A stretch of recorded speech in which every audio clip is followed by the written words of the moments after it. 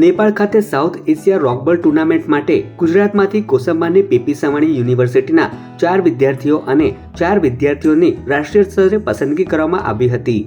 આ પ્રક્રિયા બાદ તારીખ 30 જૂન 2026ના રોજ દિલ્હીના ગુડગાંવ ખાતે રોકબોલ આર્મેચર ફેડરેશન ઓફ ઇન્ડિયા દ્વારા ટીમની જાહેરાત કરવામાં આવી હતી, જે બાદ આ ટીમ નેપાળ ખાતે રવાના થઈ હતી।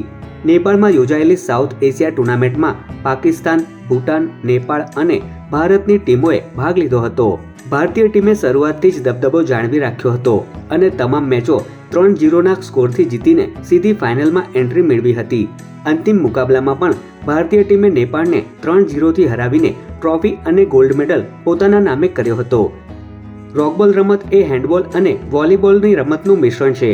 આ રમતમાં દરેક ટીમમાં 5 ખેલાડી હોય છે, જેમાં એક ગોલકીપર અને બાકીના ખેલાડીઓ મેદાનમાં નક્કી કરેલા અંતરે રહીને બોલને હાથથી હિટ કરી સામેની ટીમના ગોલ પોસ્ટમાં પહોંચાડે છે। મધ્ય વિસ્તારમાંથી પાસ કરીને ગોલ કરવાના 3 પોઈન્ટ મળે છે।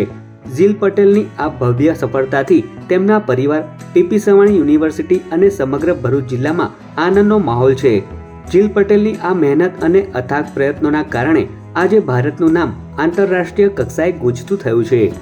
લાઈક 10th સ્ટેન્ડર્ડથી વોલીબોલ રમું છું।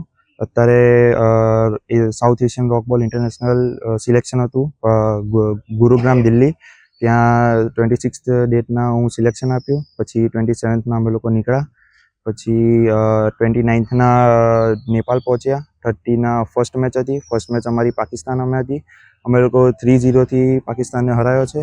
સેકન્ડ મેચ નેપાળ સામે હતી, એમાં પણ 3-0 હરાયો। થર્ડ મેચ ભૂટાન સામે હતી, એમાં પણ 3-0થી હરાયો।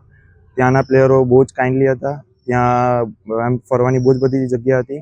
ફાઇનલ અમારી હતી નેપાળ સામે, એ લોકોને પણ અમે લોકોએ 3-0થી હરાયો। આનો શ્રેય હું મારા કોલેજના સ્પોર્ટ્સ ડાયરેક્ટર સંજીત સરને આપું છું, કેમ કે એમના થ્રુ બહુ ઇન્સ્પિરેશન મળી છે અને બહુ જાણવા મળ્યું છે।